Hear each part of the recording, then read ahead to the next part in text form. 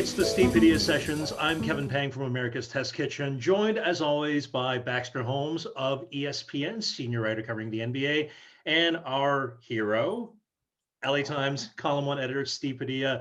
Gentlemen, great to see you two again. Talk about the writing craft. And this week, I wanted to talk about the dreaded L word. And of course, the dreaded L word being long form. So just for a change, I actually want to ask Bax this question first. So I know you and I, we've been asked by younger writers who've seen us, write these, long profiles, and they say, man, I would really love to write me some long form stories. How do I do this? And I feel like there's a little bit of danger in that. So would you agree with that sentiment, Baxter? Absolutely, and I love that you use the word danger, because I think that long form is in some ways, especially for younger journalists, and maybe just in general, a dangerous word, because it kind of equates that quality in a story is defined by the length of the story, and rather than the material that's in the story, or the necessary reporting that it takes to carry a story for a significant length. And I, like a lot of young writers, I would read, certainly in high school and college, like these fabulous, award-winning magazine stories, and you think like, well, I want to do that. But what you don't, if you have never done it, and all you see is that story, you don't have any idea about the length of time and work and reporting and editing that went into it. And you just see, that it, maybe if it's a print magazine, that it went on for however many pages.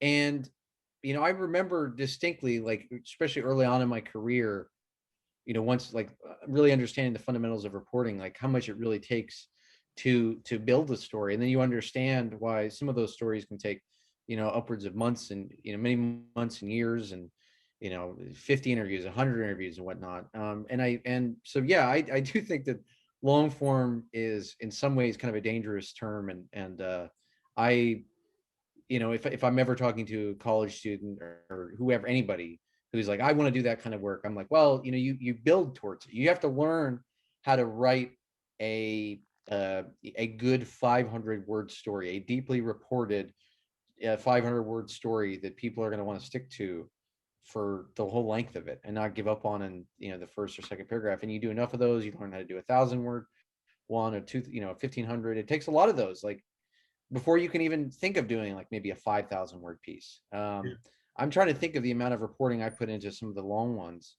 especially long ones I've done, and it's months, if not, I did a 2-part series that took me 2 years of reporting to do. So yeah, it's a very tricky word, that long form. And I think Baxter, it probably misleads more than helps.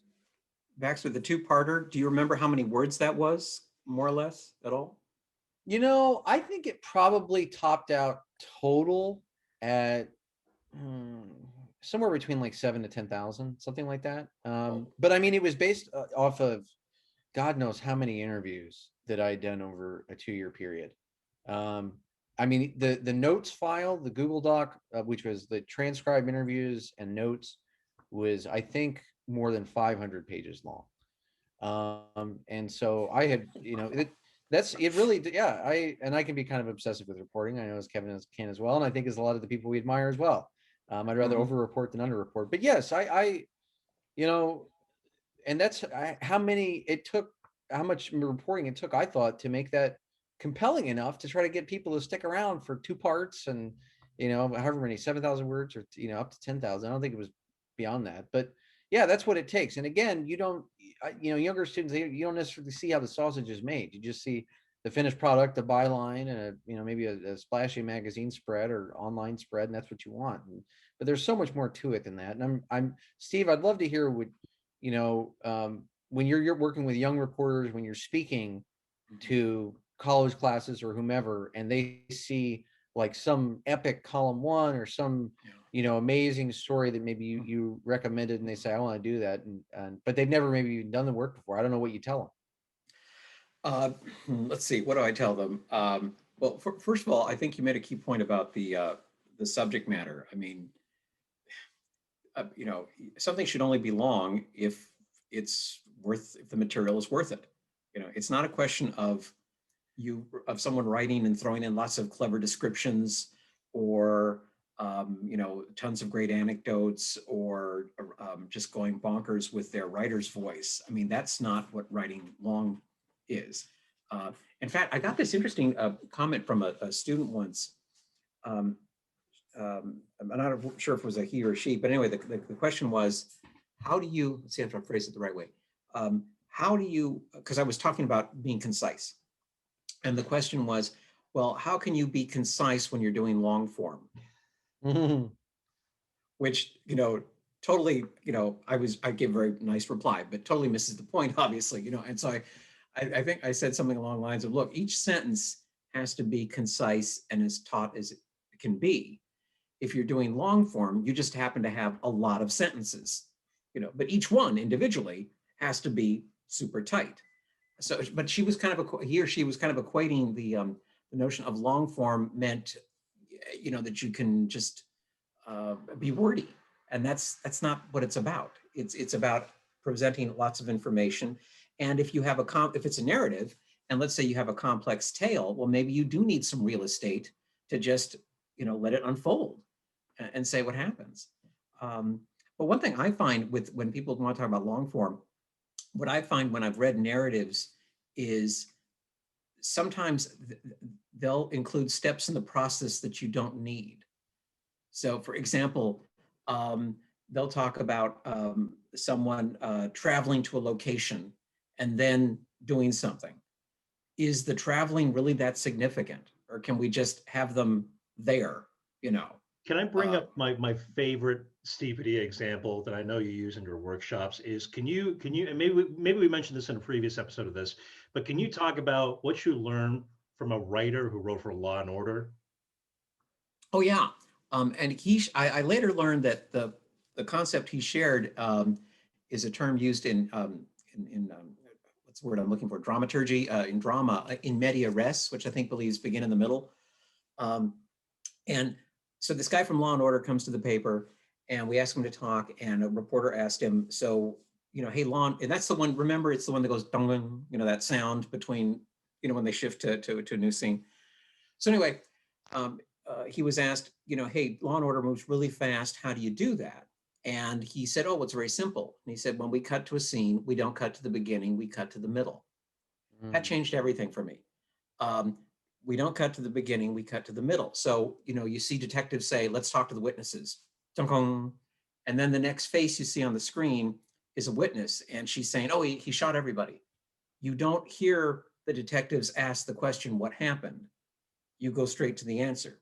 So, I mean, so anyway, it's something you see in TV, you see it in movies, you see commercials. Shakespeare does that all the time. People are like already talking when a scene starts. And but what I loved about this is it taught me how to craft anecdotes, because usually the solution was if something was too long, the editor would want to just take the whole anecdote out. You know, and then here I learned just start the anecdote in a different place, because I don't know if you guys had this where I'd have an anecdote in a story, whether it was the lead or somewhere else, and the editor would say, you know, make it faster, move it faster, you know, it needs to be tighter. And so I would try to take every little extra word out of the thing, but it still only got so tight. But what no one told me until that scriptwriter was, well, maybe the issue isn't, you know, your word craft. The issue is where you're starting the scene. And anyway, I mean, that I've saved thousands of column inches using that device. And the good thing about it is you don't lose the anecdote. You can still keep it, just start somewhere else.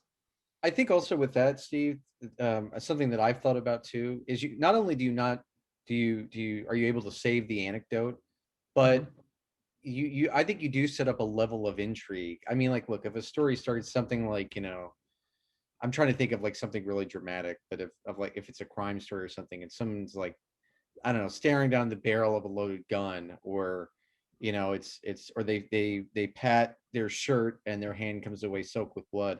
I don't know how you don't, you know, and obviously you're like in the middle or maybe towards the end of the anecdote or whatever, you're kind of backing into it.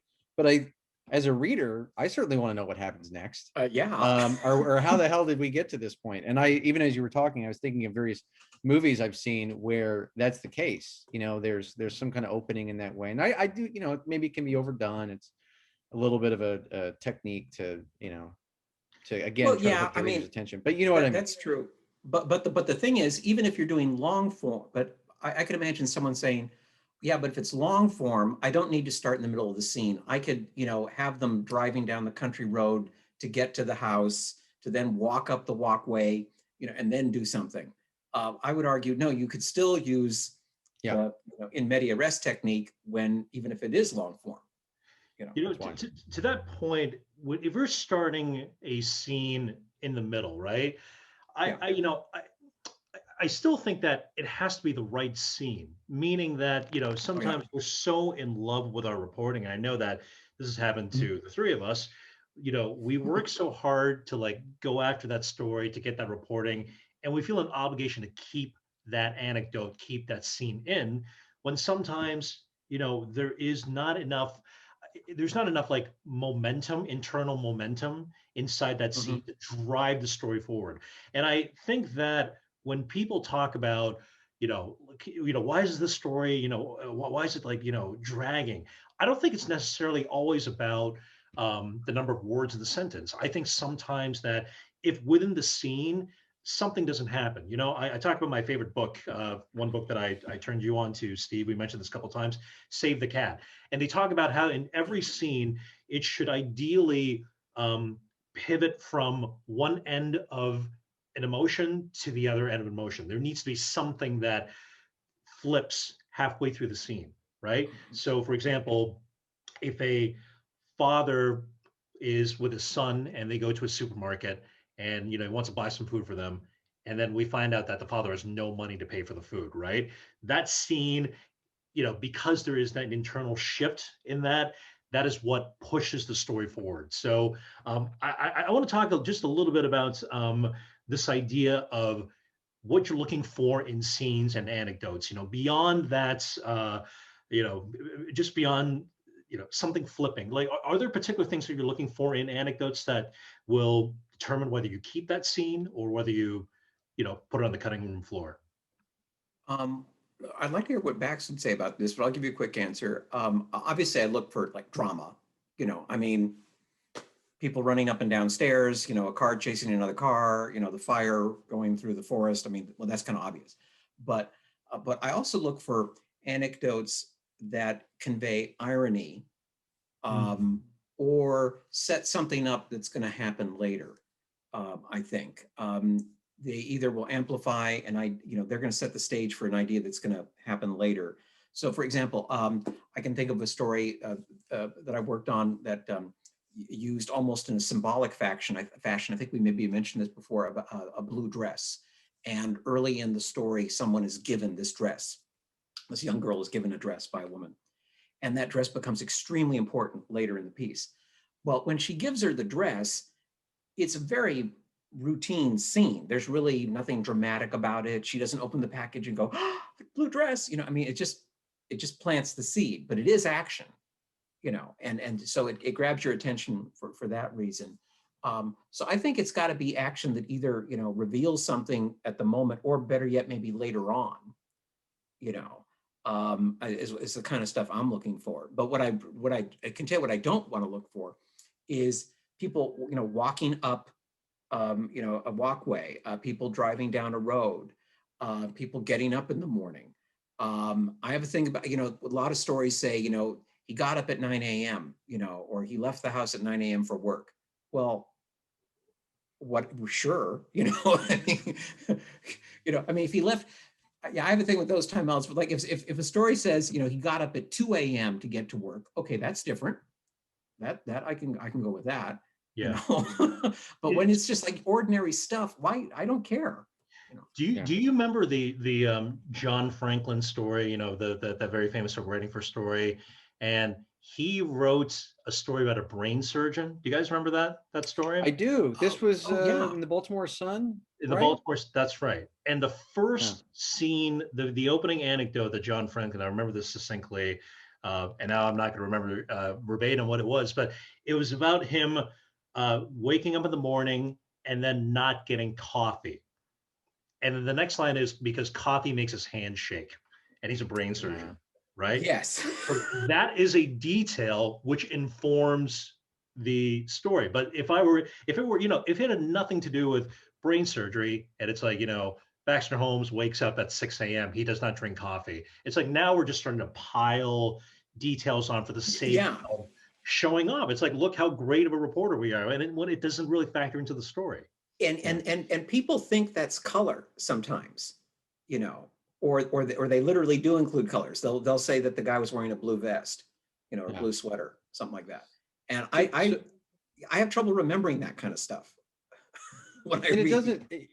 Both of you guys have touched on great points and that were hitting home for me with respect to. I mean, first of all, in terms of like looking for scenes or anecdotes, the where I'm at now, and I was just on a Zoom with one of my bosses earlier today. We were talking about a story, and they said this line that, the measure of how great a story is in some ways the measure of how great the material is that's not in it.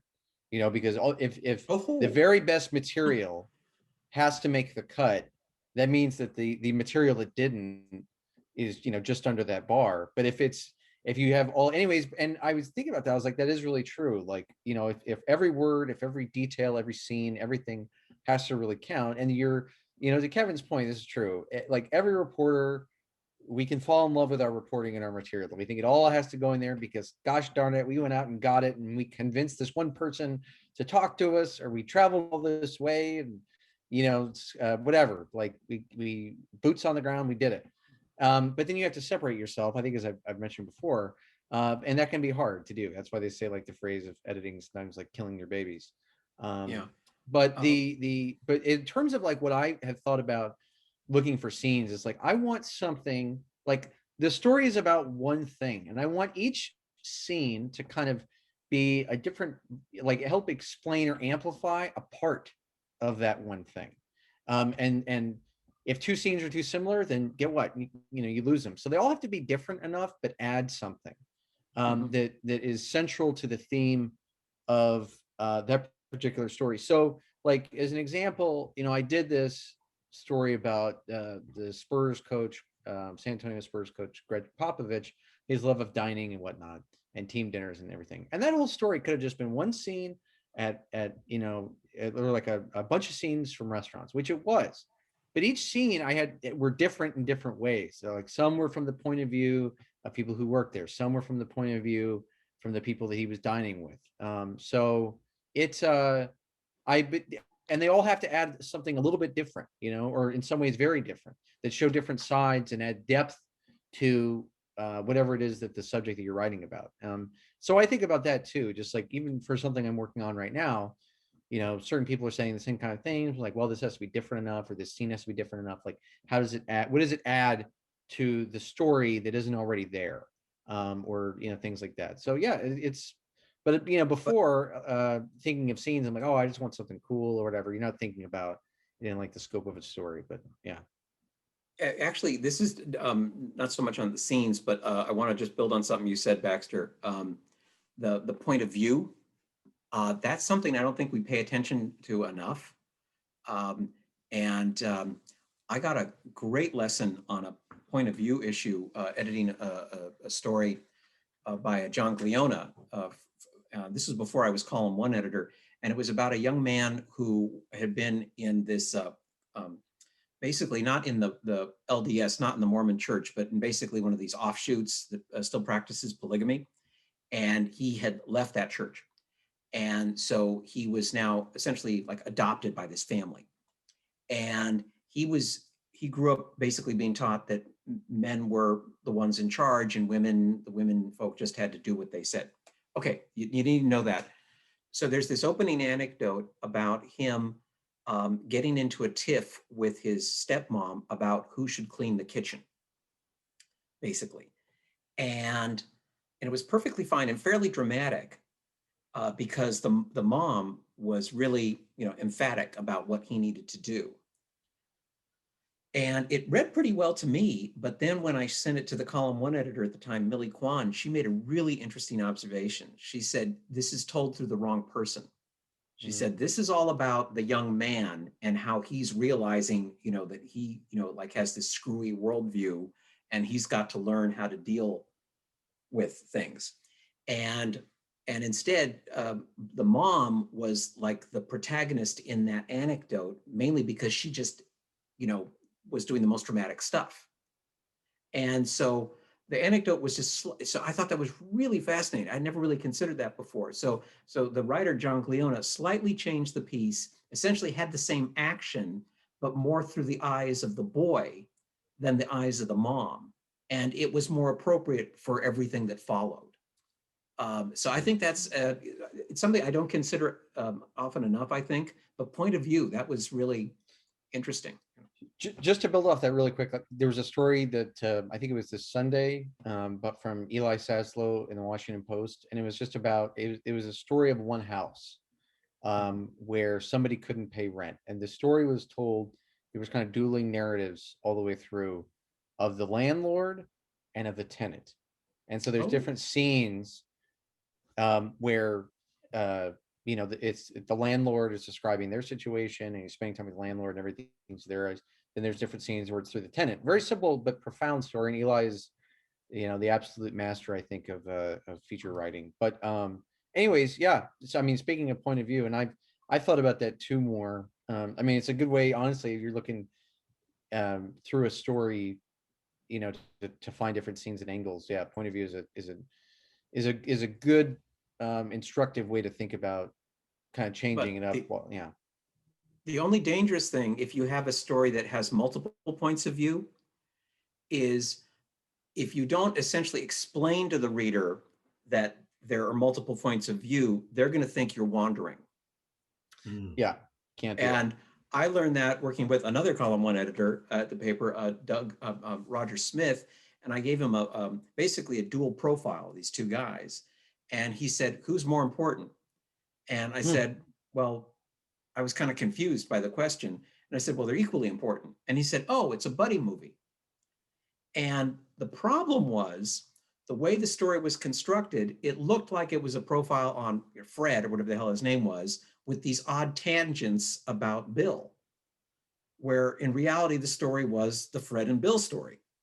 But we didn't tell readers that. It looked like a wandering Fred story. Is that making sense?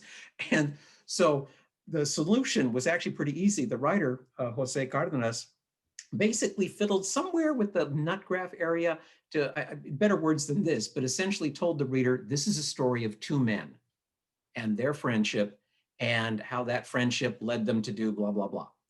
And so once you understood that, as the story did change point of view throughout, you didn't feel lost because you understood, yeah, I'm going to, go back and forth from one guy to the other. Whereas if you didn't explain that, you would feel the way Roger did, which is, well, who's the story about? Anyway, that was really quite the revelation to me. And so I've loved that expression, the buddy movie. I would love to see more. You don't see a lot of people do buddy movie stories. They tend to focus just on one person. I want to go back slightly to talking about scenes. There's the story that this is like our fifth or sixth episode here, and I've been dying to talk about this story of Baxter's, which is his James Beard Award winning story about the NBA's obsession with peanut butter and jelly sandwiches. Now, here we're talking about an inanimate object, a sandwich, right? So when we're looking for, and that story is built on talking with a lot of players, but also you have to there has to be scenes built into there, right? So can you talk a little bit about, the reporting of that story and finding scenes so that it's not just like an explanatory piece, but it's actually a narrative piece where, you go through you dive into this obsession that NBA players have with, PB&J sandwiches. Talk to me about how you reported that piece, Bax. Yeah, that piece actually started out for me in I think like 2008. So I was an intern at the Boston Globe that summer. They were playing the Lakers in the finals, and I remember seeing some short little story about how Kevin Garnett had been making the Celtics eat peanut butter and jelly sandwiches all season. He was very kind of quirky about it and intense person, whatever. I just thought, oh, that's kind of interesting. Fast forward, I think like 5 years, as fate would have it, or something like that. When I was at the Globe, I got hired back to cover the Celtics for them, and I was going around the league, and I saw peanut butter and jelly sandwiches everywhere. They would be in every pregame spread, in like for teams in their locker room. I would see them at practice facilities. I just, they were, yeah, it seemed like everywhere, and things would be different. There might be different foods here and there, but there was always peanut butter and jelly. And I remember just telling my editor, like, I don't know why this is. I'm kind of curious about it. And they just said, okay, go ahead. So from there, I wanted to talk to people who work in sports nutrition or team chefs, or, people who were involved in potentially having to make them before games and whatnot. But then I also wanted to figure out, like, when and where did this start? Anybody who looks at my work critically would probably see that there's a trend of trying to trace something back to the beginning. So anyways, so the story is in some ways about athletes and superstitions. It's also about mental health in some ways. But I remember, trying to get like excuse me, specific scenes for that one, and I think one involved like Dwight Howard having like a sugar addiction, and them having to like clean up his diet because his hands were shaking. He had like pre-diabetic situations, and but I remember I was on the phone in New York with the team's nutritionist, and she was like walking me through this. And one thing, as we talked about like building scenes, I am now talking to people like, okay, when was this? Where was this? What was it like? What do you remember? Put me there. I want to feel like I was there, because you have to do that for the reader and whatnot. So I was kind of figuring out how to ask people these questions to kind of build the scenes, even during the course of a conversation. But eventually we got to the point where she said, we had to change everything in his diet, but the one thing that he wouldn't give up was peanut butter and jelly sandwiches. I was like, boom, that is the end of that. This is how that scene ends. And then I'm going to switch to something else. So it was just kind of stitching a lot of those together. And then also, I think there was some science stuff in there about, what is actually in a peanut butter and jelly sandwich? Is it good for athletes? Is it good to eat an hour before the game? And I think somebody said to me something to the effect of like, it's not great for you, but it's not that bad.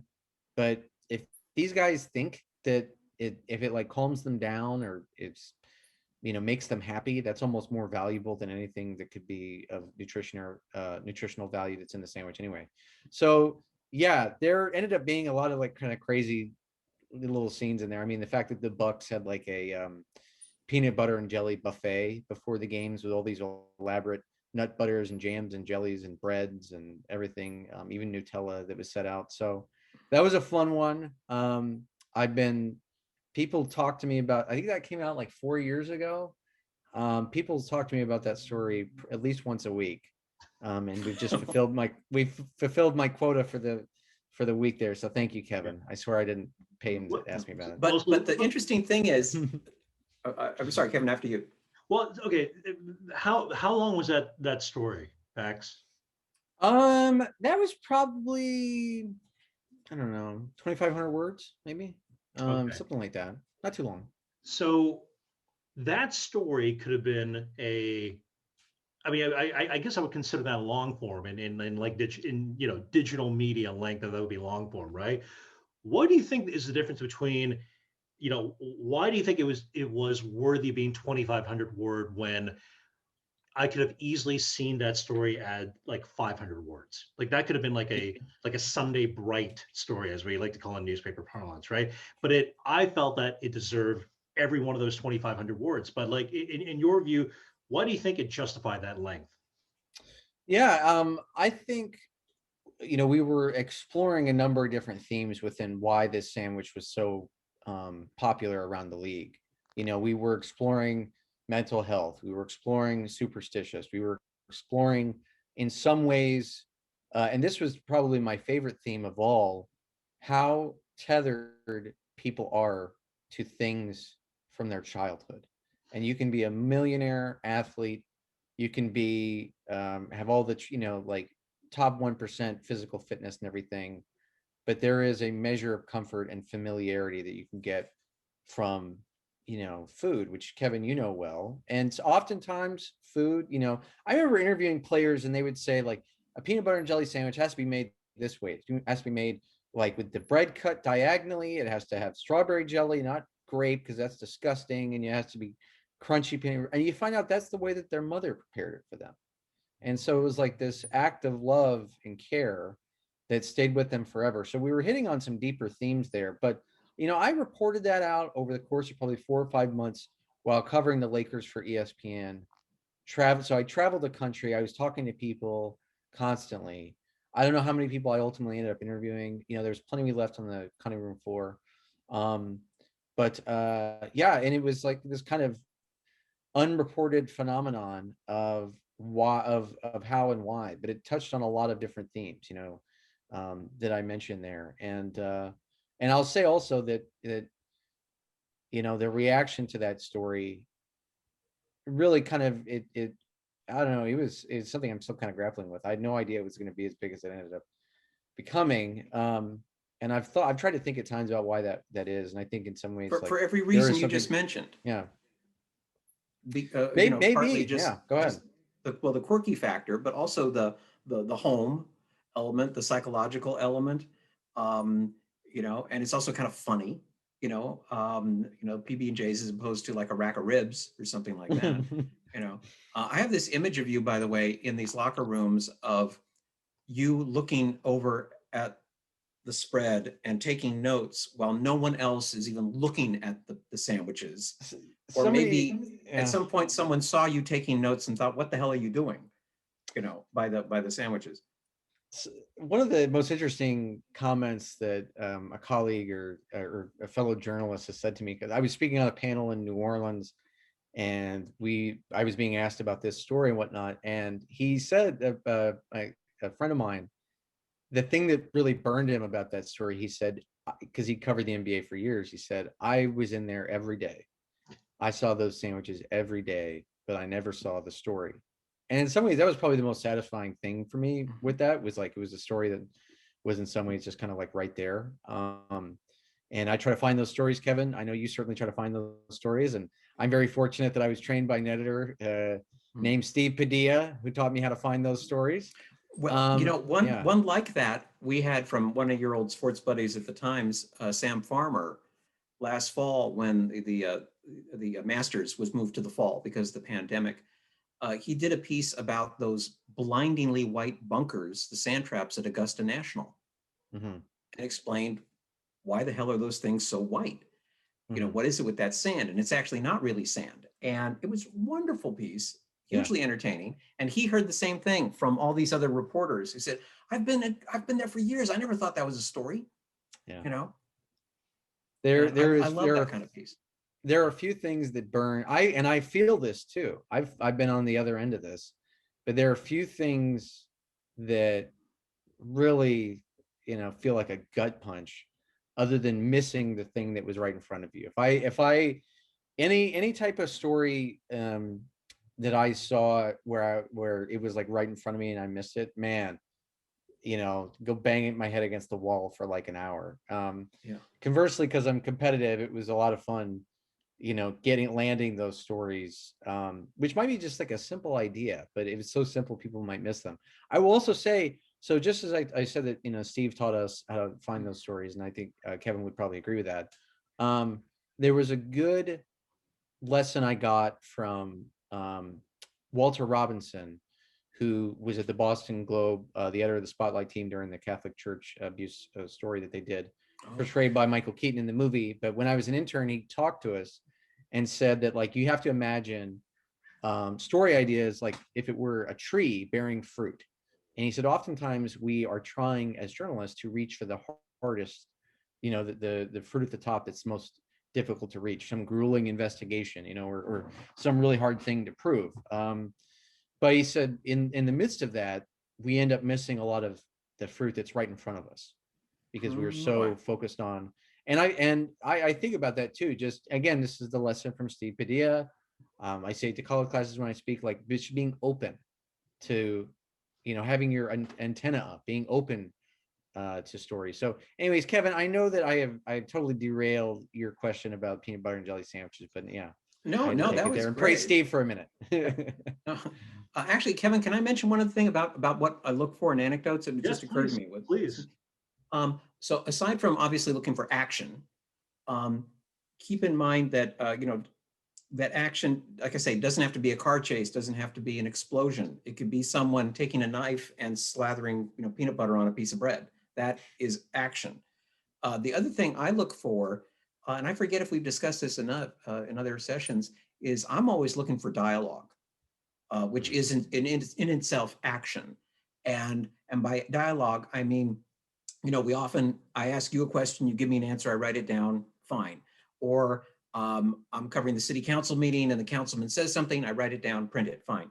But often people, we see people talk to each other all the time. The coach says something, the quarterback responds. And then if you're really lucky, the coach says something back. Or, you see a lot of that in courtrooms, obviously, with lawyers and judges. And I know in the stuff you guys have written, I've seen plenty of exchanges where, one character says something and someone replies. And I just think that is one of the most underused and easy and effective techniques that just flings people into a story. And that essentially is an anecdote because it's action, and I know you guys have used those very effectively. It Yeah. moves the story along pretty quickly too. I mean, especially if you have a whole scene that's largely built off like two characters, going back and forth or whatever. It could be a tense moment or something like that. I mean, it's if you want to talk about pacing, it's a quick way to do it. But anyway, sorry, Kevin, sorry I interrupted you. No, I mean, especially if you have an editor that's open enough to take out the attribution. He said, she said after every quote. And I remember working on Steve on multiple stories. In fact, we're working on one right now where Yeah. there is a dialogue in here that's just quote. One person says one thing, the next paragraph, another quote, a quote, a quote, and there's no he said, she said, and it almost feels like it makes you feel like you're there. It takes you Yeah. into it. It makes it even more cinematic. And ultimately, we're making written cinema here, with these narrative stories. Ooh, written cinema. I like Well, that. actually, I wonder if you guys react the way I do to dialogue. I don't know if everyone does this or it's just me, but even if there's no physical description of the speakers, whenever I read dialogue, I see them. And maybe what I'm seeing is not accurate. Maybe I'm envisioning blonde when the person has actually got brown hair. I don't know, but I end up with these mental pictures when I see exchanges. Yeah. In stories. And that's great. Like if in the dialogue speaker's diction or in their patois or in the ways that even if there's a line like come on over here kid, let me show you something, or you Oh, read yeah. that and you can see it. I think the way that your mind fills in the blank with a visual image of that person motioning for the kid to come over to show him something, right? I think that's really effective, and I think it really makes a story more colorful because a lot of times if there's no there might not be art accompanying it, but if you can make the art appear in my brain, it just makes a story so much richer, so much more vivid. And I think dialogue is a really effective way of conveying that. Yeah, So the only downside to it is it sometimes adds length because, you might know, I mean, you have made someone say something and then the response is yes. And that takes up a whole line, so so dialogue can unfortunately, at least for print purposes, inflate the length a bit artificially. yeah, To bring this full circle then, because I know we started talking about long form, I wanted to hear, Kevin, your thoughts too on that word. It's complicated, the complications around that word. yeah. I think that I think the worst thing, as you alluded to from the beginning, is people, especially young writers, conflating quality with length of story. And I think the worst thing that you can do and really brand yourself as a bad writer is attempt long form and then do a really bad job at it, because there are so many Yeah. bad long narrative stories which you can tell right away it's self-indulgent. It's completely like, as an editor now, I see everything through the eyes of an editor, and I think, okay, this could have gone. Why is this scene here? This could have gone. And I think, it's like we go back to the word danger. You do not want to be branded as a bad writer, as a, as a verbose writer. And I think nothing will brand you faster than writing bad long form stories. So Bingo. it's and to use a music analogy, because I know Steve, you love music analogies. It's like trying to tackle the Rachmaninoff third concerto before you even play Furley's, right? Like you got to be able Bingo. to write. Yeah. You got to start that before you can like Actually, Kevin, you also touched upon something really interesting there. The oh gosh, I'm losing it now. This is so embarrassing. When you're writing, oh, this is it. I'm losing my mind tonight, but this was I got so excited hearing you just say something now, and now I'm like. Was it about Rachmaninoff? It was not Rachmaninoff. No, it was scenes. Yes. Okay, so we were talking about writing tight and making every sentence as tight as it could be. Okay, but sometimes if something is way too long, the solution isn't getting rid of the extra words, because there are no extra words. I mean, you've tightened everything as much as it can be. Maybe the solution is you have to remove a character, or you have to remove an entire scene.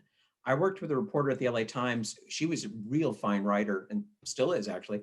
And I learned with her, there was no baby fat. I could not, usually I can go into a story and I can find, some words, just pulling them out of sentences here or there, just squeezing the thing. I could not do that with her. Every sentence was tight. And if something was too long, what I learned when I would read her drafts is, okay, I've got to either take out a whole character or I need to take out a scene.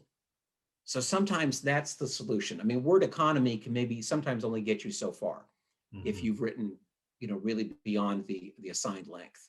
And that's a really hard thing to accept, taking out something like that. Speaking of going too long, I think this might be our longest episode yet. So this is a good place to stop as any. Baxter, Steve, thank you so much for joining us. And we started from talking about long form to scenes to point of view to cutting characters. So this was a great sort of hodgepodge episode here. If you have any questions, any comments, any future topics, reach out to us. I think the best way to do this is on Twitter. We'll have all the links to the articles and the social media handles below in the YouTube description box here. Anyway, Bax, Steve, thanks so much. And to all of you watching, thanks for watching. And we will see you next time on the Steve B Sessions.